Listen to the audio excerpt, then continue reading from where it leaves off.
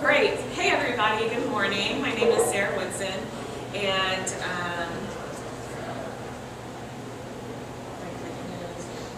Keep going. The arrows. oh, There you go. Okay. I've been an impact entrepreneur in St. Louis for a year and a half, and I believe that women who are supported and encouraged in their dreams will positively change their own lives, their communities, and world.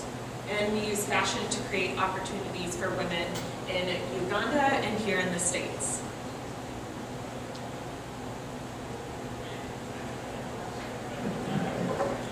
Okay.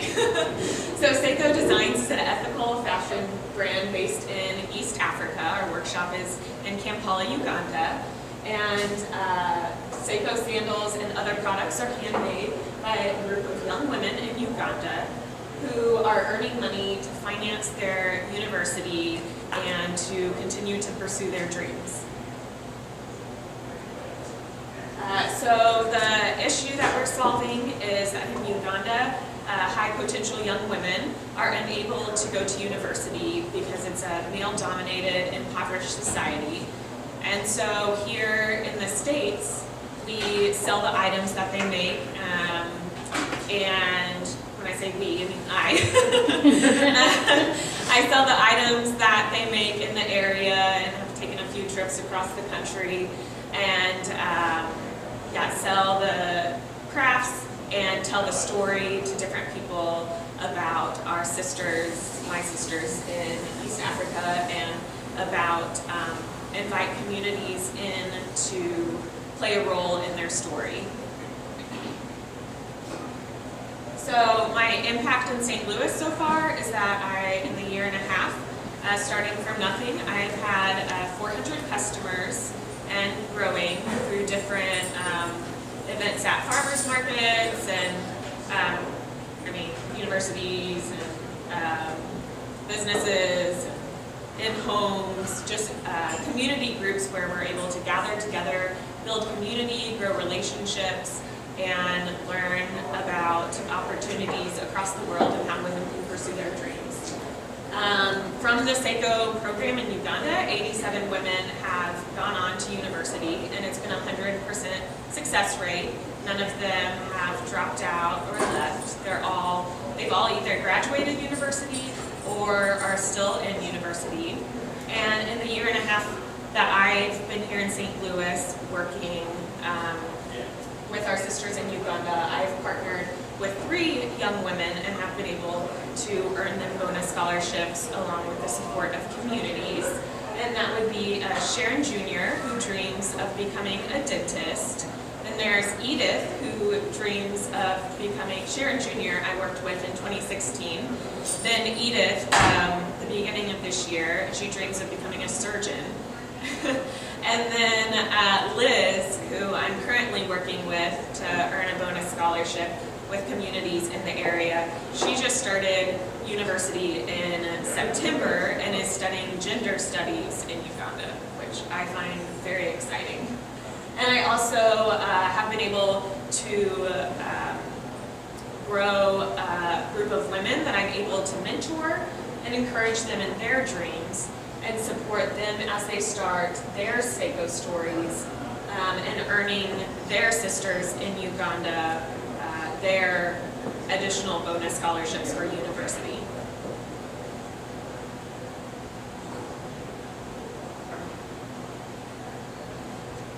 Okay, so here are the 3 women that I have been partnering with the last year and a half. So here is Sharon Jr., who I worked with in 2016. And I actually got to go to Uganda and visit all of the women that we work with, that I get to work with and share their stories. I got to go earlier this spring, and so I met Edith, who I was currently partnering with at the time, and who has started medical school to go on to become a surgeon. And I also got to meet Liz, who became my current partner, and who has also started university. And these girls are about 19 or 20, and they, all the girls in our university program, which there's about 15, dream of becoming doctors, lawyers, teachers, business women, and they really have a heart to change Uganda as young Ugandan women.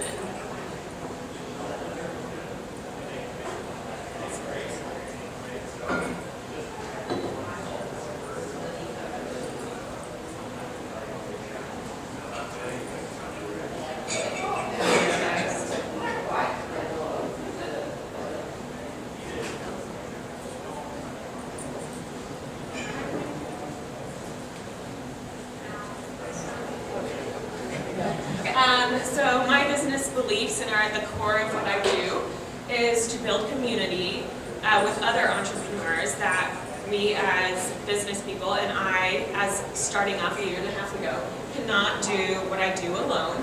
And so I seek help from other entrepreneurs and to help us both together develop progress and growth, and also building partnerships across the country to cultivate innovation.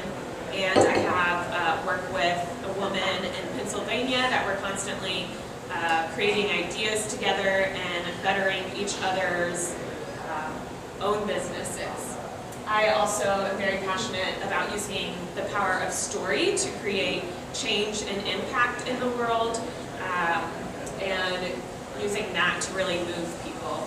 Because people aren't going to remember, as I'm talking about a presentation like right now, they're not going to remember usually the statistics or the facts, but how when we're sharing the story in communities, how we make them feel, and that's what they're going to remember in the future.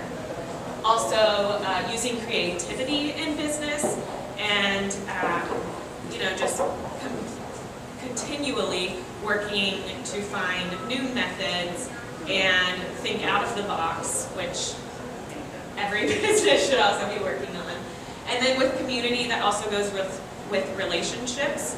I see my business and community as an impact entrepreneur as developing relationships with customers, relationships with communities across the St. Louis area, and really getting to know them and learning about how they can connect to the SSeko story and how they can connect to Sharon, Edith, and Liz.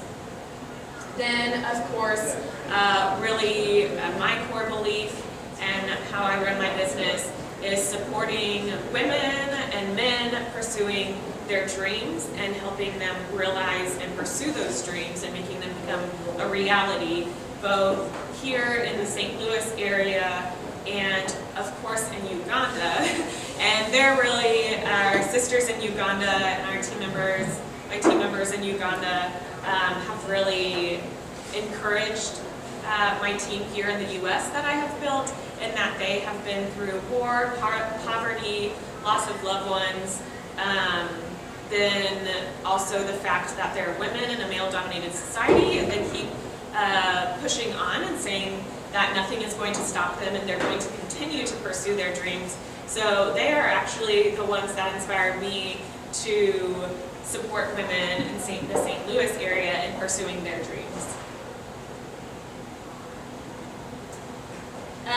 Community support in St. Louis that we can continue to grow is that learn together where, how, and by whom clothing and brands we wear are produced. Every one of my tags that is on the items I sell actually has the name of the woman who made it at the workshop in Uganda.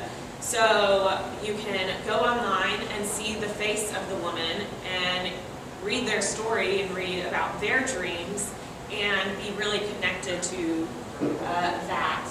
And also spreading the message of ethical fashion and purchasing with purpose, and to realize that what we purchase and the clothing brands that we purchase really impact women and men's lives across the world, and really impact whether they are able to even allow themselves to dream or able to pursue those dreams.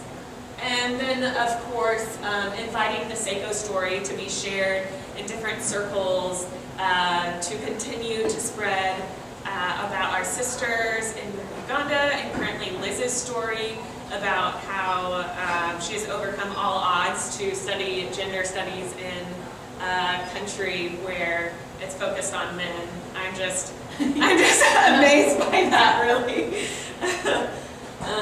And then, that's hard to read, but really focusing on conversations taking place over 1 million cups of coffee makes a measurable impact, is what 1 million cups it says in their description.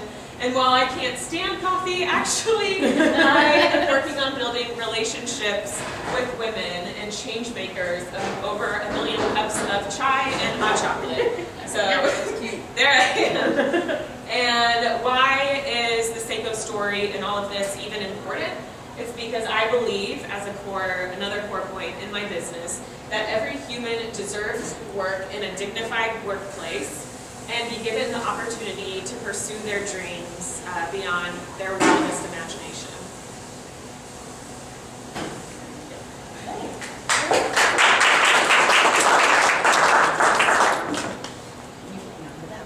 All right, who wants to start with questions for Sarah? Josh. Of course. And always count on What's the labor market look like in Uganda? Like, is there a need for doctors, lawyers, or is there a need for mechanics, etc., a different type of education? Yeah, that's a great question. So in Uganda, there's not as many experienced professionals as professional lawyers and surgeons and business women, and actually women in Uganda, to be able to get higher level jobs. Most of them have to sleep their way in and, well, most likely be raped to be able to get a higher position or to get hired at all in a business. And because only 2% of women in Uganda make it to university. And so this creates the higher opportunity for women in Uganda to believe that they're worth more than that.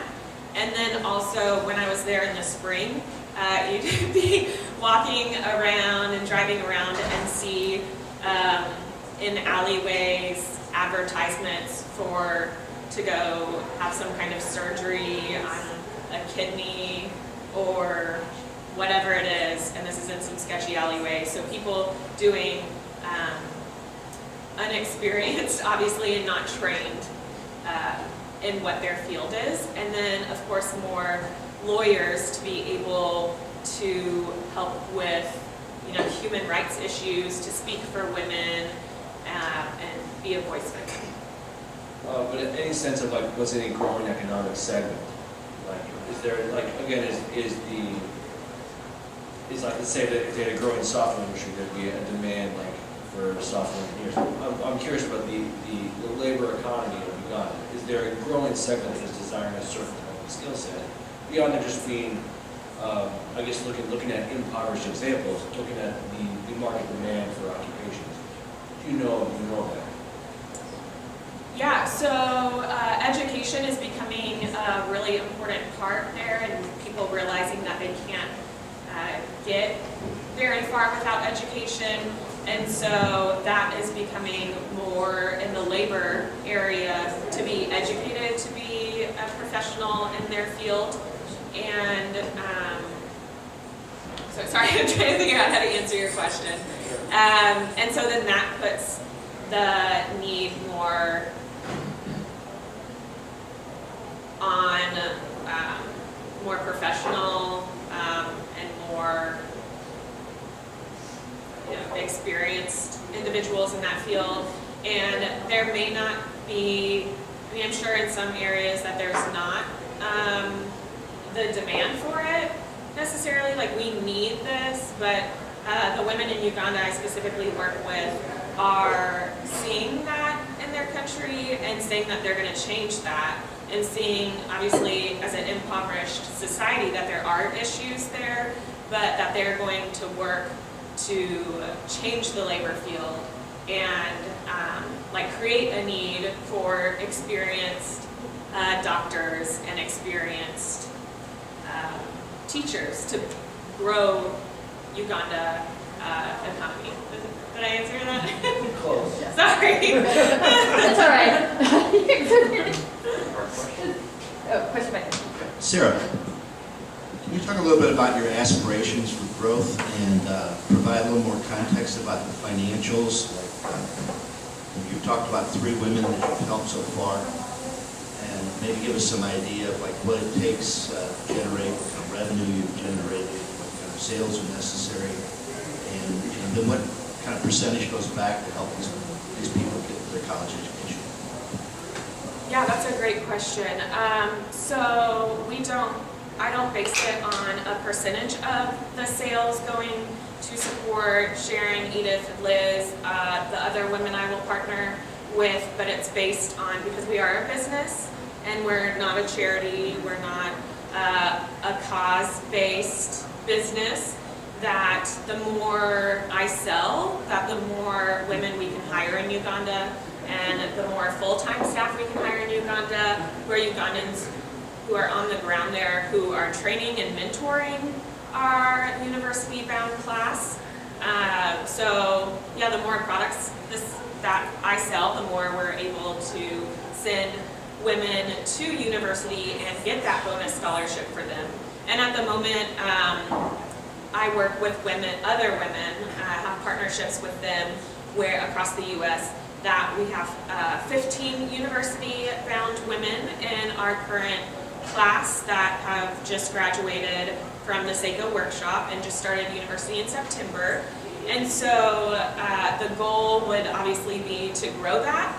And we have a partnership with a secondary school outside of the Kampala region that we interview, and that's where we get our university-bound class from. And but there's about 26, girls each year graduating from that program.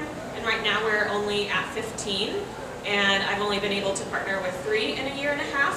So the goal would obviously to grow resources here to be able to maybe even partner with a girl every month and to get that added. And as I'm starting the business on my own and working from my home, it's very different, and using my own financial resources and my family's financial resources, my husband and I, to get this off the ground and be making profit. And the more profit I make, then the more women that we can get that bonus scholarship for. These are fashions you're talking about that they make, is that correct? Yes, so they make leather sandals, leather handbags, jewelry and accessories now, and actually in August we launched an apparel line, like the scarf I'm wearing, so that the more also that we can grow our team in Uganda, then the more women we are also able to hire. So are you working with any retailers locally? No, I do not. I work specifically in sharing the story face-to-face, because when I work with retailers, they set up a display. You see, especially our ribbon sandals, they're hard to understand when you just see this and you're like, what is that? And so, and you see it too when you don't realize that there's an individual woman behind that product and a woman who made that. And so in talking face-to-face in all the areas that I've spoken, I'm able to share Sharon's story, Liz's story, Edith's story, and talk about their personality, talk about their dreams, whereas just in retail stores that just doesn't have that kind of impact. When you say retail stores, explain what retail stores are you talking to? Who are you talking to? Well, I'm not talking to any retail stores.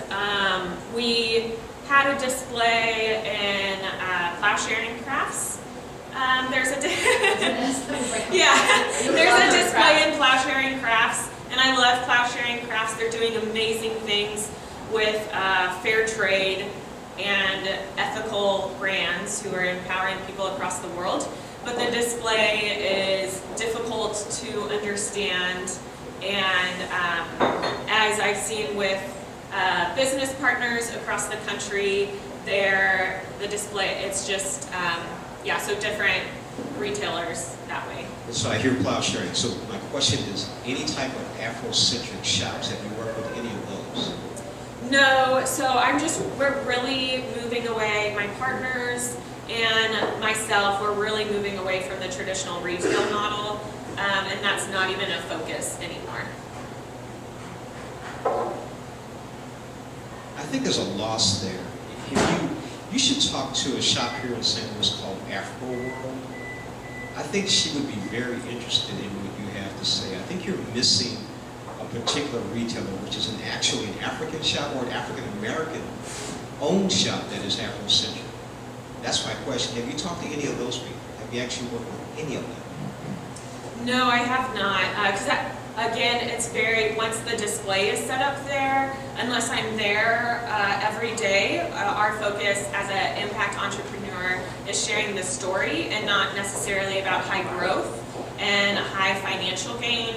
It's about individual women's stories in Uganda and focusing on that, and also building community is a huge focus. So in those retail stores, while sales might be larger, more people might see it, there's the lack of community growth there and the lack of the individual impact on an individual who goes and may see that.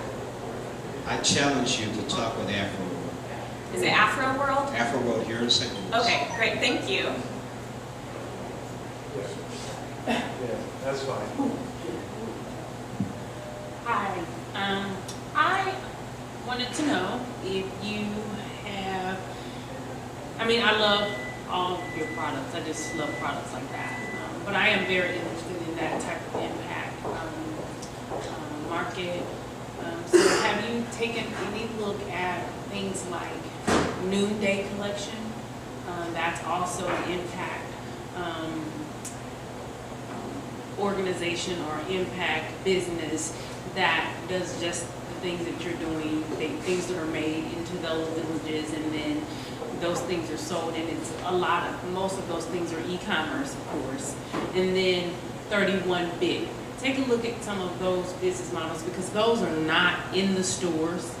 They are all online, and what people do is they have ambassadors across the world, and then they sell those items. I don't actually have one of the necklaces today, but I wear them every You don't have on one of your... I do, but I don't have on one of those Okay. particular ones. But this is one of the necklaces. It's not from those two companies. It's from an ethnic company. But I wear them all the time. And you're right. The message when you have on it is definitely through people. But look at some of those models, because they're great to just get the story out there. Because I like to say, when I have on my jewelry, where do you get that from? Noonday Collection. And then as soon as somebody wants to read about that, it's maybe paper beads or bullets. I have a necklace that's actually made out of bullet shells. Yeah. So just take a look at that. Yeah, I actually love that. I'm partnering with a woman in the St. Louis area who works with Noonday next week, and all the brands you're saying, I'm like, yes! I feel like we'd have some good conversations. And I actually do have an online presence. I have my own website that people who aren't in St. Louis, because even in October, I took a couple-week road trip through some connections I had built through the Southeast. And obviously, once they want to follow up with me, I'm not able to go there every day, and so they're able to shop through a website like similar to Noonday or 31 Bits.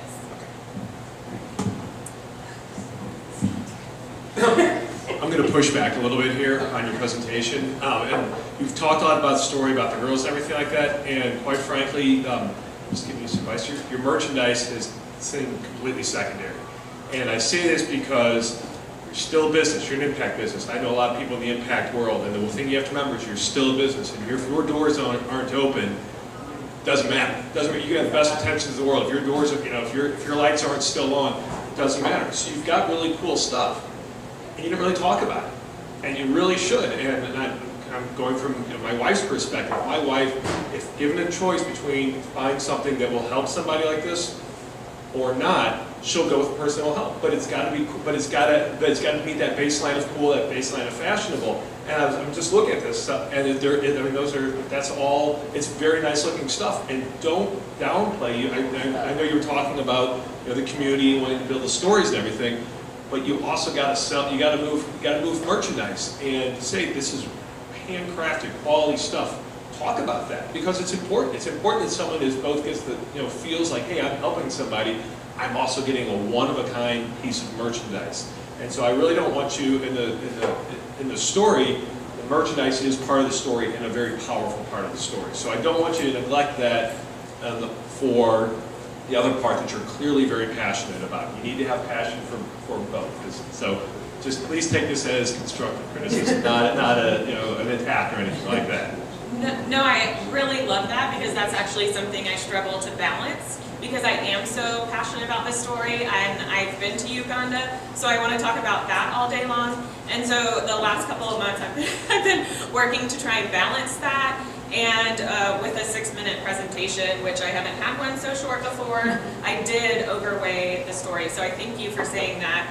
Whereas my Instagram presence is more about the product, and I probably don't share the story enough. So I have these two extremes going on. Right. And then I'm at the Tower Grove Farmers Market a lot, where I have this table set up of all the product I sell, and have a sign of the women in the University Bound program, but don't really tell much about the story and am more focused on the product.